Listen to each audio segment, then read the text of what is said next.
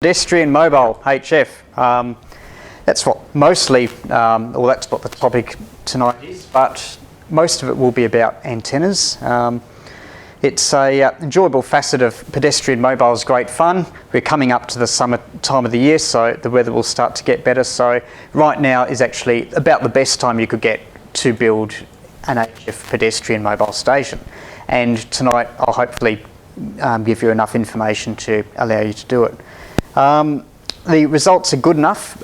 If you do things right with the antenna and equipment, the results are good enough to have some quite leisurely contacts. You're not always struggling, which can be a problem with QRP and limited antennas. There are a few tips and things about building magnetic loop antennas, which I mostly use, that will help you get the most out of them, which I'll talk to in a minute. As far as the bands that I use, the lowest practical band I've found is 40 metres, but still I think it's pretty good that you can have an antenna about this big and be pedestrian mobile and be making contacts over thousands of kilometres on 40 metres. And of course, as you go higher in frequency, the antenna gets more efficient, and you can have a lot of DX contacts on those bands. Later on I'll show a short video demonstration of pedestrian mobile with various antennas. Mostly at spots around the bay. Although I do live by the beach, if you don't let that put you off. If you'll have very good results from a park or even anywhere that's away from, even a few houses away can really reduce the noise level compared to if you're in your backyard, for instance. Now at the end as well, if we've got time, I'll also tell you how to SSB with 7 transistors. It is possible to make an SSB transceiver for HF, and this is real SSB, not AM or double sideband, with 7 transistors for the whole transceiver. So we'll talk about that later on. As far as pedestrian mobile goes, you might have heard the guys from the UK on 20 metres. About 14,200 or a bit above there, and they around Blackpool, and they take their shopping trolleys and batteries and rigs, and they have great signals here in VK. They are mostly using a fair bit of power, 50 or 100 watts, and the type of pedestrian mobile that I'll talk about here is a little bit lighter. In other words, so you can carry the whole station, battery, antennas, the lot, with nothing being supported by the ground. So a bit lower power and lighter antennas. And you do have to make some trade-offs, which I'll mention, which I'll concentrate in a moment. First of all, the antennas are the most important areas, but the equipment and batteries I'll run through briefly. The transceiver in this bag is an FT817, which is great for pedestrian mobile type operating. Yep, the FT817 is a great transceiver. I wouldn't use the internal batteries, AA type NiCads. I'd suggest something a bit bigger. Now, as far as the transceiver goes, there are other rigs. There's the ICOM 703, which is quite a bit chunkier. I think that's only about 10 watts. In theory, that would be suitable, but measure its received current consumption. One of the important things when you're battery powered is received current consumption, and most radios are horribly inefficient and draw way too much. I can build a receiver that takes 20 or 30 milliamps, whereas a black box will draw 1 or 2 amps on receive. So it's a huge difference in something that does pretty much the same thing. And when you are pedestrian mobile, battery power is important, battery capacity is important. You don't want to be lugging heavy batteries around, and most of the time you are receiving. So received current consumption is really, really important. The 817 draws about 300 or 400 milliamps, and that's okay. It would be nice if it was a bit lower, but it's fine if you're going out for 2 or 3 or 4 hours with a small battery, but something that draws 1 or 2 amps is probably not quite going to be suitable. As far as batteries go, there are a type of battery pack which I'll show you. This was actually a 24 volt battery pack. It you might have seen it around at the Hamfest. It came from X-Medical type things, and if you split those battery packs in two, you'd have two 12-volt battery packs. So that's what I'm using for it. I think it's about 4 amp hours or thereabouts, which is sufficient. In terms of power budget, if you're transmitting 5 watts with an FT817, I find roughly per hour of operating, you need about 1.5 amp hour battery capacity. So a 4 amp hour battery will keep you going for maybe 3 hours. And I think that's a good amount of operating time. 3 hours, you know, you can walk a fair distance in 3 hours. It's probably enough for the band to open and then close. It's probably tea time by the time you finish. So, yeah, 3 hours is a good operating stint to be pedestrian mobile. As for the bag, ergonomics and ease of operating, this came from a $2 shop. It cost a bit more than $2. The main thing is that you've got compartments for the radio and the battery, and the microphone's a bit of a hassle as well, but you've got to find a spot for that somewhere. And also maybe even a Morse key, which I'll talk about, because you cannot operate pedestrian mobile CW. There are some efficiency benefits. I haven't made a lot of contacts with it, but it's useful to have that facility. And so one of the things, a normal Morse key is too bulky to actually carry, and also you have to hold it in 2 hands, whereas you can make a small key like this, which I'll pass around. It just plugs into the FT817. Unfortunately, it's got its key connection in the bottom of the unit when you've got its front panel facing up, but still you can send CW. The little switch is a micro switch out of an old video, something like that. It's okay, you can send up to about 12 or 15 words a minute. It's a bit of a strain for long CW contacts, but I find if you wanted a key just urgently, there's CW signal, you don't have a key, this is a great backup key to use for your home station, and also for pedestrian mobile. It's very small and light, so we'll pass that around. Bob was mentioning tracking down interference and light bulbs earlier on. Well, there's nothing better than a pedestrian mobile station with a directional antenna on HF to be tracking those sorts of things down. So I'll give you a demonstration of that in a moment. As far as the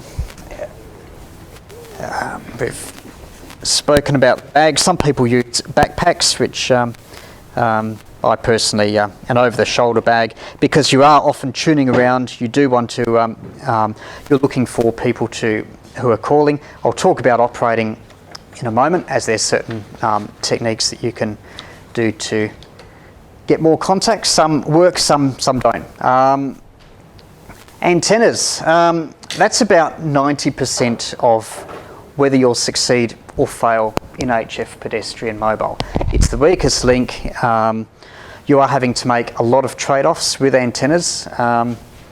You can have a great antenna, but it's probably not one that you can easily carry along, so you want something that's light enough to comfortably carry, yet gives reasonably good performance. The first pedestrian mobile antenna I made was this thing. You might have heard of the commercially made Miracle Whip, which was sold for the FT817. It's a roughly similar idea. It was a telescopic whip and a little matching unit inside the box, and you could operate on, I think it was 40 through to 10 metres.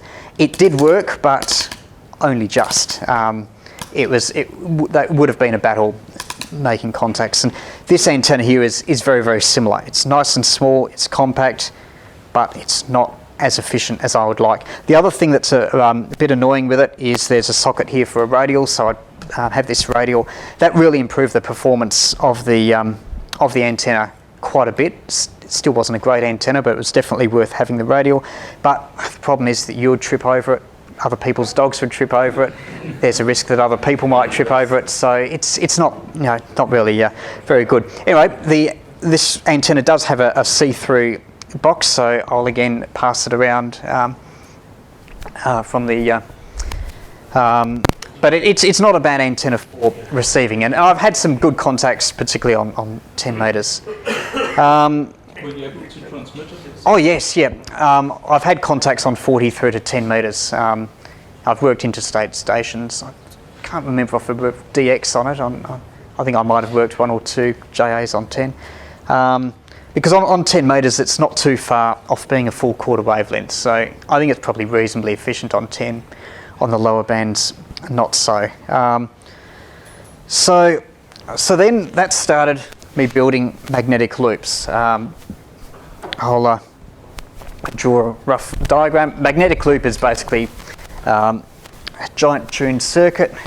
Try another.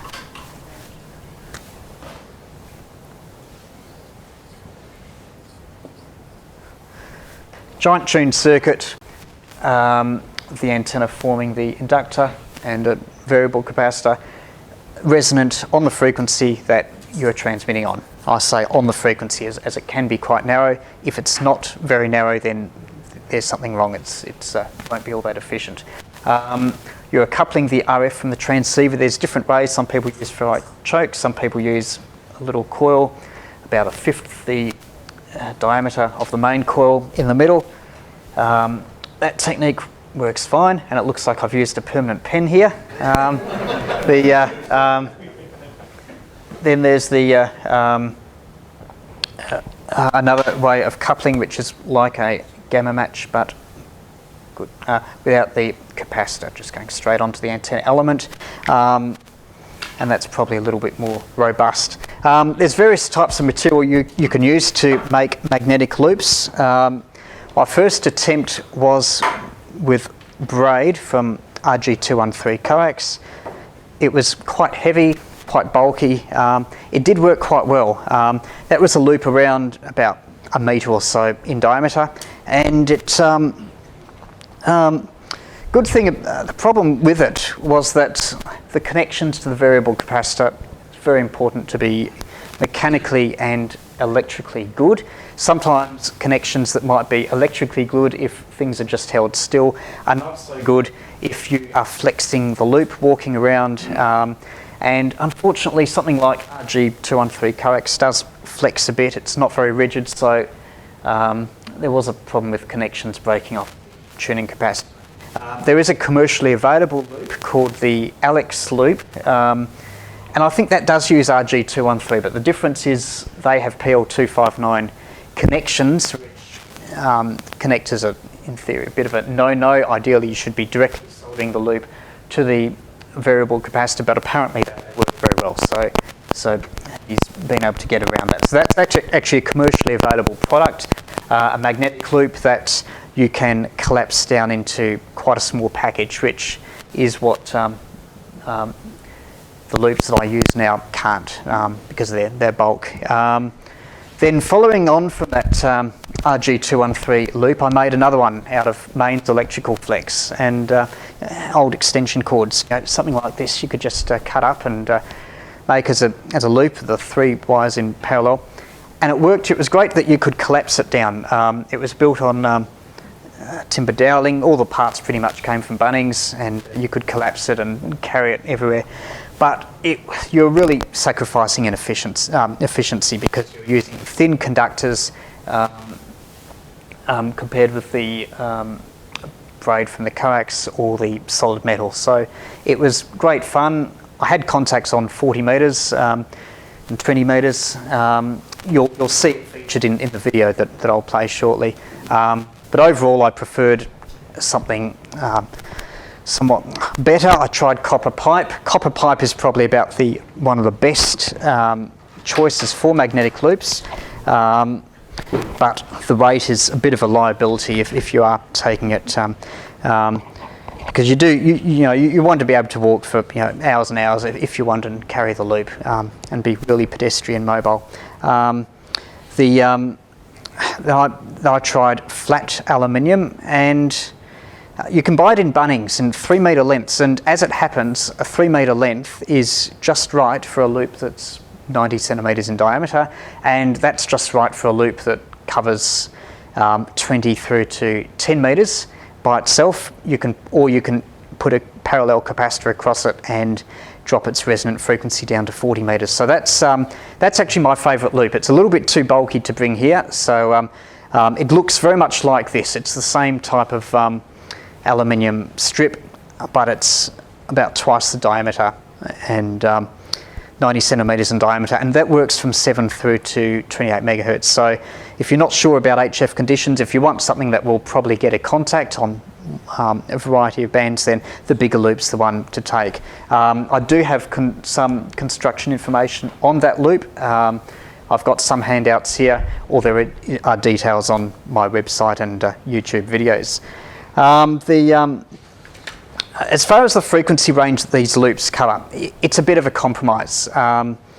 For the higher HF bands are efficient with a loop like this. However, they are very volatile. There are a lot of times when the bands might only just be open or not open, and you might not necessarily get contacts. Whereas a band like 40 metres, your loop might not be so efficient in theory, but the propagation characteristics and activity is such that you can get some good contacts. So I think it's very important for a loop, if you're going to have reliable contacts pretty much any time you go out portable, and I think that should be your aim, then you really need to cover 40 metres, and my bigger loop does. However, for something where I couldn't be bothered taking a bigger loop, I made up this one, which I called the summer loop. And the reason for it being called the summer loop was it was oriented to the sporadic E season over summer. Between Christmas and New Year, the bands are almost always open, 10 and 6 metres in particular, and there are very strong signals. You can have some great contacts with a loop like this. The loop actually covers from 21 through to 60 megahertz. There's a little beehive type trimmer capacitor, and you can tune for a noise peak. In fact, I'll demonstrate that now. We're on 10 metres, and as you can hear, there's a significant increase in noise as even just touching it will detune it. And in fact, it's lowering its Q as well. So, and another thing about the loop, as far as their directivity goes, you can hear all sorts of noise from different sources and things, and there's something coming from here, and then there's certain nulls. So if you've got a lot of noise at home, it might be useful having two antennas, one for transmitting and a separate loop for receiving, because for HF, your receivers are normally sufficiently sensitive, so signal to noise ratio is the important thing that when you're receiving. So a separate loop like this can allow you to null out noise. And let's see if there's anything coming up from there. As far as directivity of these loops go, I suppose you could say it's almost opposite to a dipole. The most radiation comes off the ends like this. And there is a null broadside to the loop. And another thing I've found is, unlike most HF antennas, the height doesn't really matter. You can be easily, if you're working DX Europe with the antenna like that, there's no increase in signal strength when you put it higher. Although one thing is that if you are close to the ground, there is a bit of a null when you've got the loop exactly like so. So your loop does need to be in the vertical plane rather than horizontal like that. But there might be times when you're trying to null out signals that it is useful to be holding the loop in this way. So notice how we moved over here and the character of the interference changed. Oh, there's something there.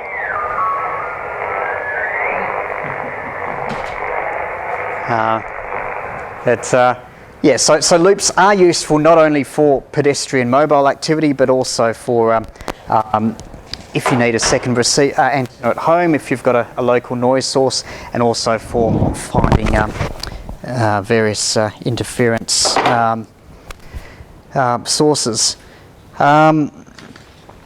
I mentioned the frequency ratio before. It's a bit of a trade-off. You want to cover as many bands as you can, but the size of the loop is a constraint. For lower frequency band, I would suggest building a loop as big as you can for the highest frequency that you want to cover. Like that loop is pretty good on 6 meters. If you get to a loop much bigger than that on 6 meters, it ceases to become a small loop. Same with the bigger one on 10 meters. Then if you do want to cover somewhat lower frequency bands, I won't use that pen, then you can add an extra capacitor, a fixed capacitor. That does add a bit of DC loss. DC resistance is very important, and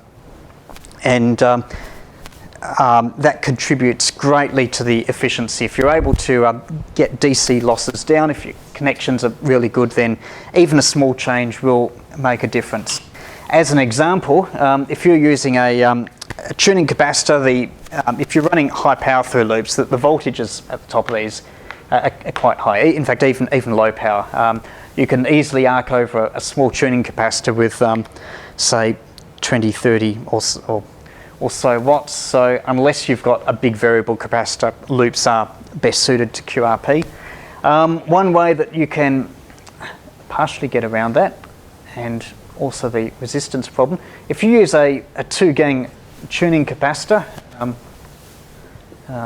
2 gangs there, they don't have to be of equal size, and often they aren't in the type that you salvage from radios. You can actually normally you would connect the frame to one side and the rotor to the other side, and that maximises the capacitance. That may be required if you want to get your loop resonant on a reasonably low frequency. However, the problem with that is that there is some loss between the rotor or the tuning capacitor and the frame, and although you might not think it's very much, it might read as a dead short on your multimeter. That sort of loss is significant for a loop antenna. So what you can do, you can connect both the rotors together, and like so, and not connect anything at all to the frame of the tuning capacitor, and that puts them in series. It halves the maximum capacitance, which could be a problem, but it is slightly lower loss, and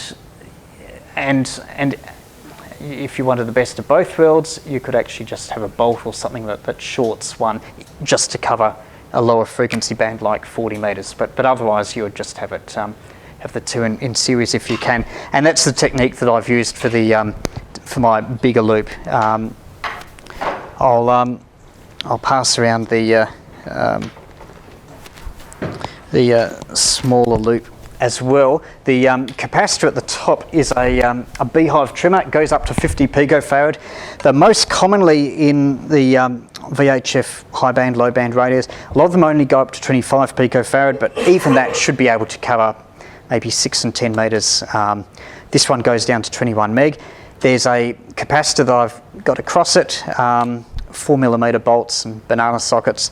That allows coverage down to 20 and 17 meters. The efficiency is definitely not so good there, but it's good having that extra coverage. So I'll pass around the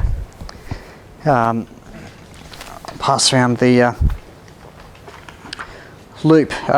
As far as the results I've had on them, that one, there was a great occasion last year where I worked 4 Europeans in a row on 10 metres, just with 5 watts walking along the beach with that antenna. Although it's more an antenna that on the spur of the moment, when you know conditions are good, you can grab your station, be out the door in 5 minutes and be working DX. With the bigger loop would be a lot more efficient. Last Saturday was probably the best time with a 90 centimetre loop. Worked 6 Europeans in on 20 metres walking down the beach. You know, you quite often work 1 or 2 or 3 Europeans, but 6 of them is about a record for it. That's 5 watts pedestrian mobile. As for operating techniques, when you do go pedestrian mobile, I've covered on location. Of course, being near the beach, that's normally where I operate from, but a park or anything quiet would be suitable as well. Summits of the air, people go up to hilltops, and that should also be okay. With operating, you've got a power disadvantage. First of all, you'll rig your 5 watts as opposed to 100 watts or even 400 watts. So even with the best case scenario, 100 watts versus 5 watts, you're 13 dB down, so there's a bit of a loss there. Then there's the loss due to the antenna. You're using magnetic loop instead of a beam or a dipole, so there would be some loss.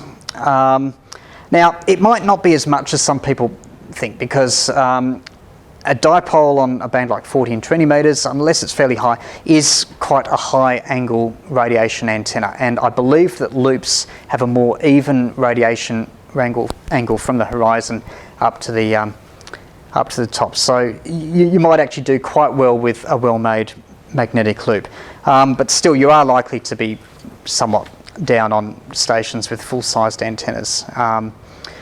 So you are going to be more conscious of band conditions and fading than if you had more power in reserve, like if you had a home station. Although conversely, you'll probably hear people better, especially with a directive antenna from a quiet location. So 20 metres might be open for Europe for 2 or 3 hours or so on a band like 20 metres in the afternoon. But with the loop, even though you might be on air for most of the time, you'll find that most of your contacts will be in a 30 or 60 minute period. So there's clearly a plateau of conditions in the middle of an opening, and that seems to be where you get your most contacts. Another consequence of being portable with a weaker signal is that DX is not going to find you. You have got to find DX. Like if you've got a big beam and amplifier, then you find a clear frequency, you call CQ, and you get a dog pile of DX people calling you. You won't get that with a loop. If you find a clear frequency here, then it will probably be fairly crowded overseas, so there'll be interference. I find it's far better for you to be tuning across the band and you to be calling other stations when they are calling CQ, because you know that there is at least one station there. And with any luck, they'll be beaming to Australia. They are listening very hard for a signal, and if you call them, then that's the main way that I've been able to get contacts, particularly on a band like 20 metres. Although if things are open, 10 metres seems to work better with calling CQ, and as does 40 metres. Then of course you get, I sometimes announce, before leaving home that I'm going pedestrian mobile, and then when I get home I get an email saying, what frequency were you on and all that, and specify a frequency, and that's really very hard because you are tuning all the bands, you are finding the band that is most active, has the strongest signals, and you're hunting for other people to find you. So really the best way to contact someone who is mobile is for you to set up on a frequency and call, and someone with a loop mobile will find you. So as far as higher bands being open or not, like 10 metres, so a lot of times people say that band like 10 metres, it's either open or it's not. When it's open, you can work the world with 5 watts. When it's not, you can't. But there are so many times when you can hear weak signals. Things are very marginal. So same with 6 metres and 15 metres. So if signals are fairly marginal, potentially you could call CQ and someone will call. I haven't had that good luck. I've tended to go down to the first band that's fully open, even if it's 20 metres, even if it's crowded. I've managed to get contacts there. So to summarise all that, you basically have to scan the band and listen, either answer people calling CQ, or if people are finishing a contact, then call them, and you'll often get a contact. Then of course you've got DX nets. You've got the ANZANET on 20 metres, 7130 DX net on 40 metres. Do they work for pedestrian mobile? DX nets are supposed to be, supposedly where the little guy without much of an amplifier gets a chance to work all this rare DX and stuff. I've made contacts through DX nets, but on balance, I think you're probably better off to go hunting for stations independently. Reason for that is DX nets, there can be so many people on them that you've walked several kilometres by the time it's your turn to transmit. And in that time, when you hear, instead of listening to other people making contacts and things on the DX net, you could be tuning the band yourself and calling other stations. The more you call, the more you'll work. So, so sitting on a DX net frequency, listening for others to make contacts might not be the best use of your time. A DX net's a very hurried affair. You might only get one chance to make a call, and if you're lucky, one more if they don't quite hear it. Whereas a station calling CQ, looking for DX, often top operators will persist, and it might take 5 or 6 goes to get contacts through. But at least you do make the contact, because a station on their own frequency calling doesn't have the pressure of 100 other stations on the DX net waiting for them to finish. So it's a bit more relaxed and I think better. And the stations that you do hear calling CQ, they're the ones with big antennas, great locations, and seem to be able to hear you better. And they've also taken care to select a clear frequency at their end, which is what really counts, because your signal's weak and you'll need the least amount of competition possible. So avoiding competition, finding a clear spot is really important. Not only DXing is pedestrian mobile good. Summits of the air is another activity. On 40 metres particularly, the people that go up to the hills, they've got no noise level up where they are, so they will almost certainly hear you pedestrian mobile. Even though it's 40 metres, the antenna might only be 20% efficient, they will hear you. VK1 to VK3, about 500 kilometres. It's about the optimum distance on 40 metres during the day. It's a very, very reliable path. As far as 40 metres goes, generally I find contacts up to about 1,000 kilometres is about the limit during the day. 500 to 1,000. Around dusk you can work into ZL. I've had some good reports on 40 metres, so that's been quite good. Contests like the RD and the John Moyle, good for pedestrian mobile. The main problem with them is that you're having to write things down, so that's a bit annoying with contests. Maybe you could record everything and when you get back home, write down, transcribe your log from there. So yeah, they can be a lot of fun, but I generally haven't taken them seriously until you find a bench and you can settle down and make contacts.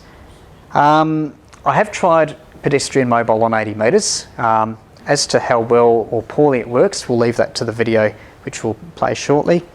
As far as transmitting modes, SSB is about 90% of my contacts. You've by now seen the key that I've passed around for CW. The best contacts I had on CW was on 6 metres to a ZL, pedestrian mobile with that little loop, about earlier this year. So it's been great fun. AM and FM, they are much more lossier modes compared with SSB. You're sacrificing a bit with power, you're sacrificing a bit with your antenna.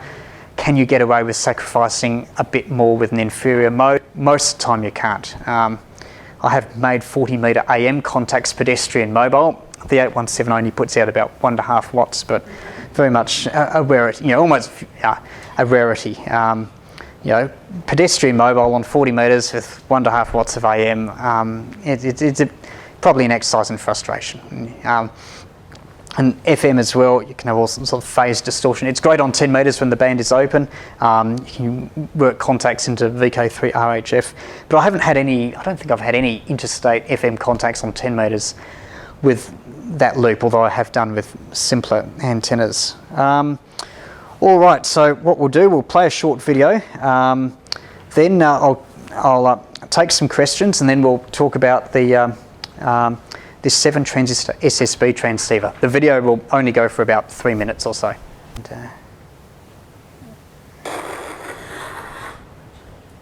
And I go down in band. Can everyone hear that?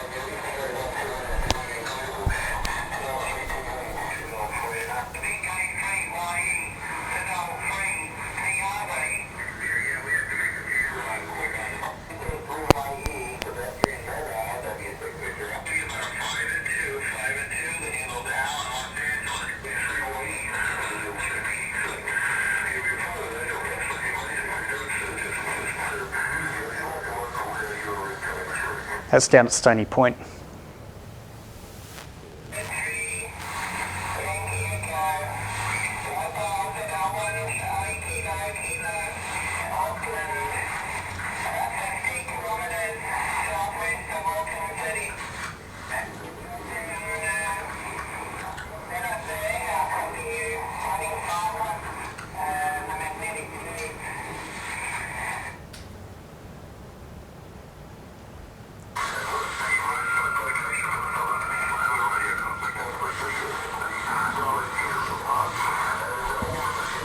So I wasn't in the way there.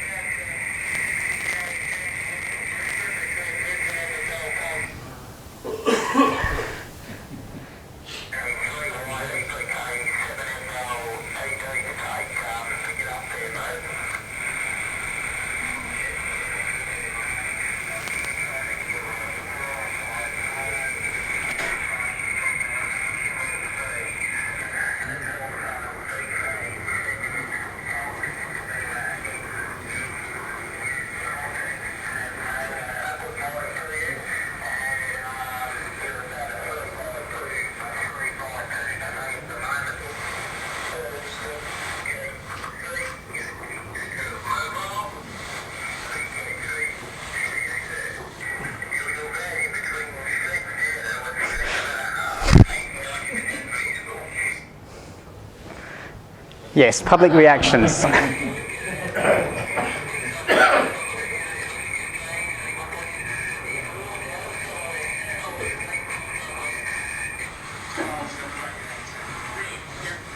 Not quite a loop, but anyway.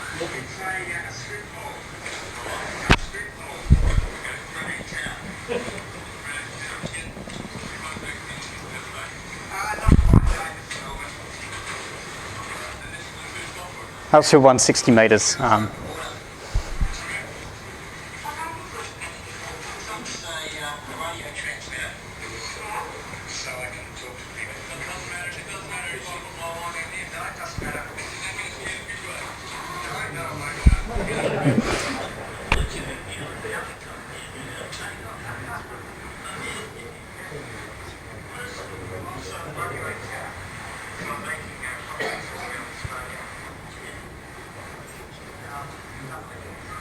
So that's the bigger loop.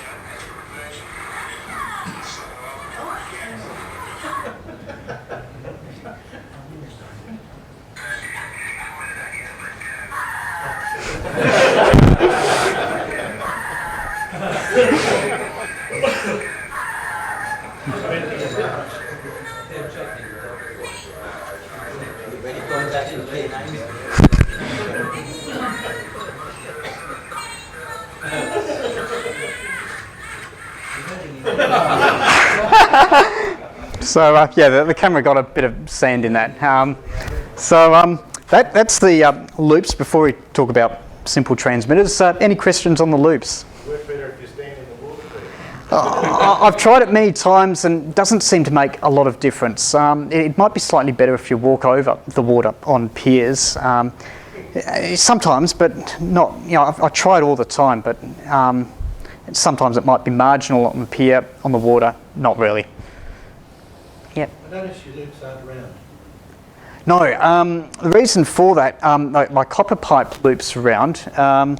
If you're splitting hairs, the amount of round is the most efficient, perfect shape you can get because of the relationship between the amount of material and your capture area. But an octagonal is nearly as good, and when you're bending things with just 2 bits of wood, and you basically buy your 3 metre long bit of strip from Bunnings, and you just have 2 blocks of wood, you kneel down, and you just sort of bend it up 8 times around. It's mechanically much easier to build, and also the straight side, as you can see on the loop that's being passed around, it's easier to make connections to the tuning capacity for the straight sides at the top. So the performance between a circle and an octagon isn't going to be all that great, but I think an octagon is slightly easier.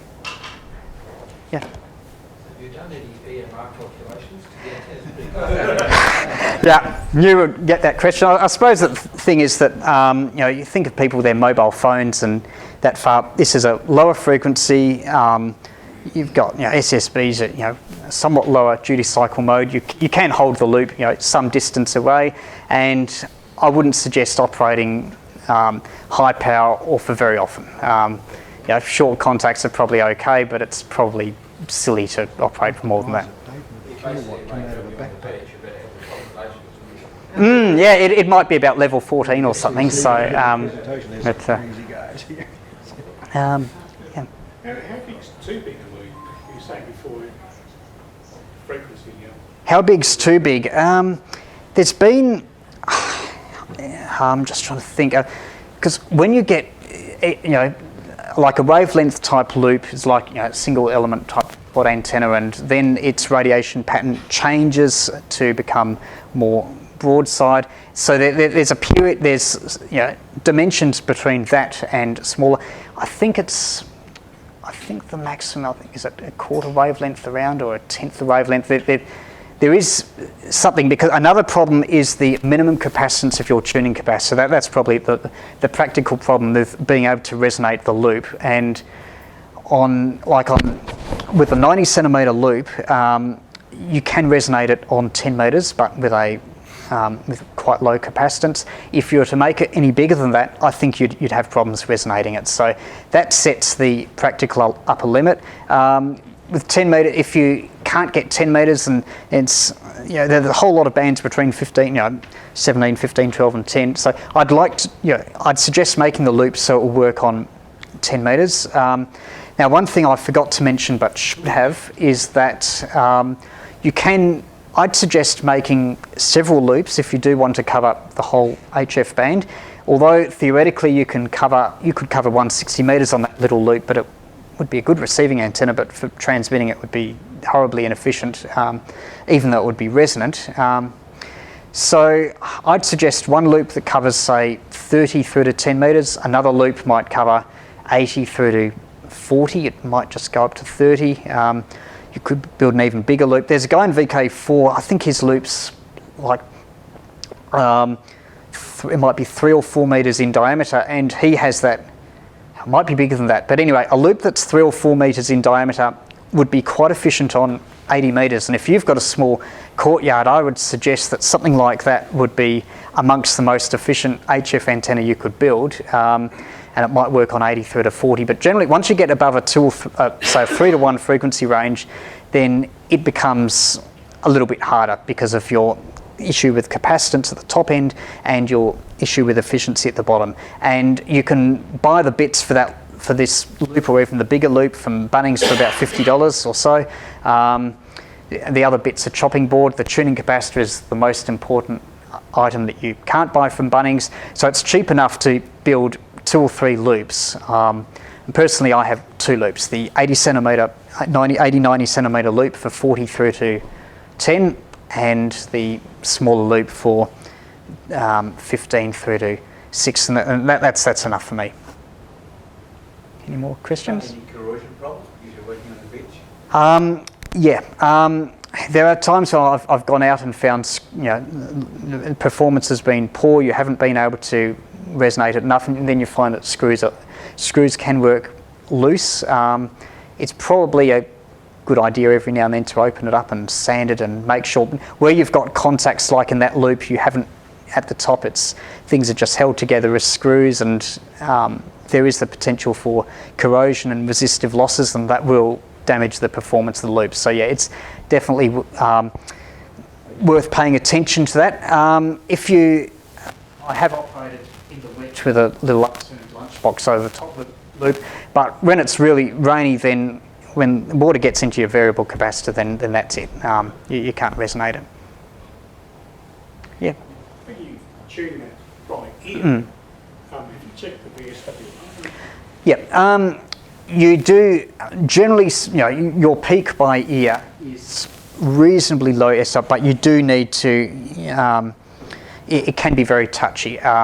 If you've got a vernier reduction drive, then that's really important. If you don't have a reduction drive, then a big knob, like on my larger thing, a dial that's salvaged from a radio that's quite large, that makes tuning a lot easier. So yes, tuning is quite finicky. Loops do have a very narrow bandwidth, and it's really important to get it spot on, because your bandwidth, you might move 20 or 50 kilohertz away, and you'll need to retune the loop. So yeah, it is important. Look for a noise peak on receive, and then on transmit, make sure you get it spot on. Just on the batteries, what chemical composition are they? Oh, these ones are the nickel metal hydride. Now there are lithium polymer things. They create all sorts of lightning storms and sparks if you short them, and so apparently you do have to. I don't have any experience with them, but apparently they're very light. They give you a lot of capacity for their light weights. They can give extremely high currents, so I think they are to be treated with the utmost of respect, but I believe they are very good.